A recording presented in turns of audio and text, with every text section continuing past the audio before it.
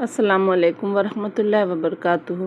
بے مقصد اور بلا وجہ کے تنازعوں سے بہتر ہے کہ انسان اپنے تعلقات کا دائرہ مختصر ہی رکھے۔ اداس مت ہو، اللہ سب سے زیادہ مایوس کن لمحات میں امید بھیجتا ہے۔ سب سے بھاری بارش تاریک ترین بادلوں سے ہی ہوتی ہے۔ کبھی کسی کو یہ مت کہو کہ تم مجھے یاد رکھنا، تم اگر یاد رکھنے کے قابل ہوئے تو یقیناً یاد رہ جاؤ گے۔ ترک تعلق کی وجہ، جیسے رزق کی برکت بدنیتی سے ختم ہو جاتی ہے، ویسے ہی تعلق بھی بدنیتی کی وجہ سے ختم ہو جاتا ہے۔ رکاوٹیں تو زندہ انسانوں کے لیے ہیں، میت کے لیے تو ہر کوئی راستہ چھوڑ دیتا ہے۔ داڑھی والا چور نہیں ہوتا، بعض اوقات چور داڑھی رکھ لیتا ہے۔ نمازی دھوکہ نہیں دیتا، بعض دھوکے باز نماز پڑھ لیتے ہیں۔ برائی کو ختم کریں، نیکی کو نشانہ نہ بنائیں۔ یہ دنیا آرام کی جگہ نہیں ہے، امتحان کی جگہ ہے۔ نوٹوں کی گڈی میں خون سے زیادہ طاقت ہوتی ہے، جو رشتوں اور ضمیر کو کرید کر کھا جاتی ہے۔ مضبوط پہاڑ کا اتنا بوجھ نہیں ہوتا جتنا بے قصور پر تہمت لگانے کا ہوتا ہے۔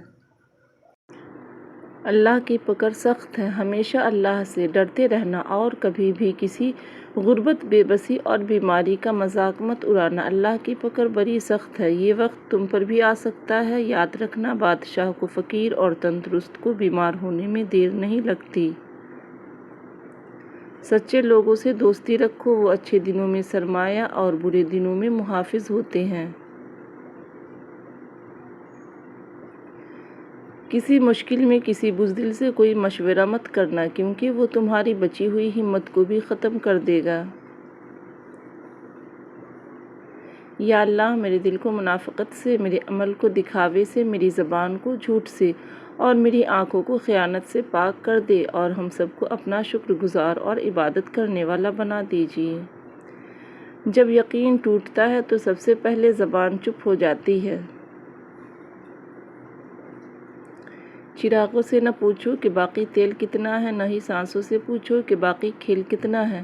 پوچھو صرف کفن میں سوئے ہوئے انسانوں سے، عمل زندگی میں ہو تو قبر میں چین کتنا ہے۔ دوسروں کے لیے اچھا سوچو گے تو اللہ تعالیٰ تمہارے لیے راستے بنا دے گا اور مشکلیں آسان کر دے گا۔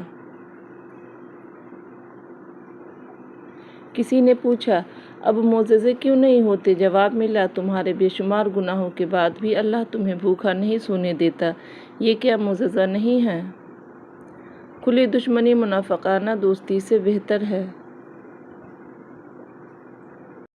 جب دعا سے بات نہ بنے تو فیصلہ اللہ پر چھوڑ دو۔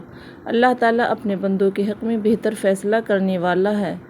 غرور ایک بیماری ہے جو کسی بھی کم ظرف کو لگ سکتی ہے۔ مسکرائے تاکہ مسائل حل ہوں، خاموش رہے تاکہ مسائل پیدا ہی نہ ہوں۔ عبادت صرف جائے نماز پر ہی نہیں، یہ میٹھی زبان سے، اچھے الفاظ سے اور خوبصورت رویوں سے بھی ہوتی ہے۔